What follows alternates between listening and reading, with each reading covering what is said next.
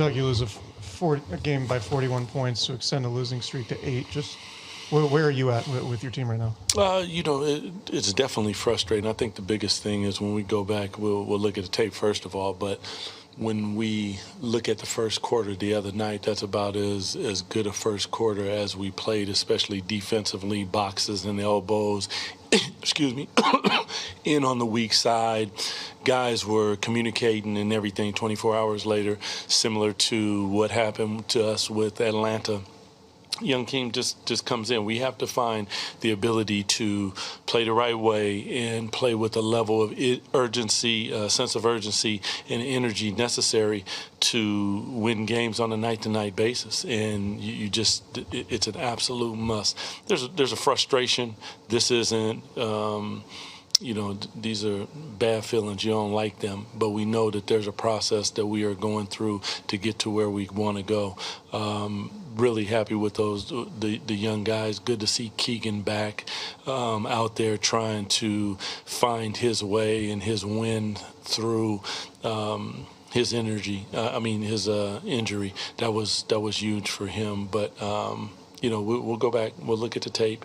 We're going to continue to coach him, and we're going to continue to coach him to a style of basketball that is Sacramento Kings basketball, period. You talk about the process, and you have a lot of very accomplished veterans on this team. For you guys to be in this spell and lose by this many points, is this part of the process? Can this be part of the process? Veterans in that regard, yeah. We have a lot, but on back-to-backs and different things, like we have to find a way, and they have to, lead. That's my job as well, to make sure that we are ready to play. I think that the game plan was good. We was ready to execute it. They came out, punched us in the mouth, and we didn't respond the way that we need to respond. But down this process it's a painful thing to go through.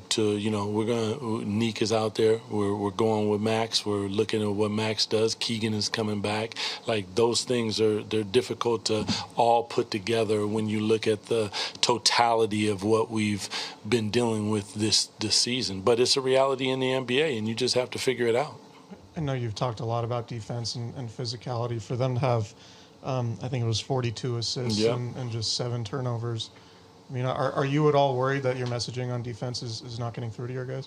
No, because if you look at playing the world champs in the first quarter, go back and look at that. Everybody was physical and handsy, and everything that we talk about on the defensive end. That was 24 hours ago. So you come back, and whether that's loss of focus or whatever it is, you have to stay true to what it is. You can't just drop the rope and not do the same things that got you in the position on the road in OKC to get yourself a victory.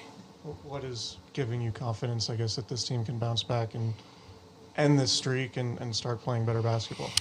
More than anything, like, there's proof of concept from the standpoint that we've seen them when they play the right way, when they are handsy, when they're communicating, when they're being physical, when they rebound the basketball, when they share the basketball. In all of our wins, the average is 27 assists. So when we get up in that area, the ball is moving around, guys are knocking down shots. It's not always the offense that is the problem. It's the defensive end of the floor. And if we'll go back and look at the film, but more than anything, whether it's transition defense, whether it's half-court defense, whether it's being late on rotations, whether it's pick and roll, being up to the level, making sure that we're impacting the basketball. And I'm talking about consistency with that. Like, we see it from time to time, and that's my point. So when you ask, what gives me hope in that regard, is because I see that they can do it. Now it's the consistency at which they will do it.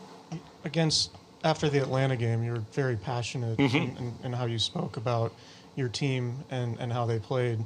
You guys lose by 41 tonight, and it seems like you have a different mindset. Could you just explain where you're at on that front? No, it's not where you just continue to go down that hole. They know the message. What I'm saying to you isn't necessarily what I said to them, but you're not in the locker room, so that's not privy to everybody. But,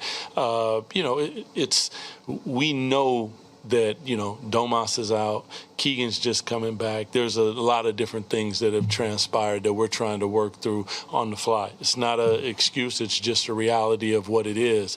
But at the same time, when you look at us and then we go on the road, we play good basketball, we play a really good quarter, we play a really good 2 quarters, we know that it is there. Now, how are you guys going to be consistent? And part of that is the accountability for each other, holding each other accountable out there on a night-to-night basis. Cool. Thanks, CC. Appreciate y'all.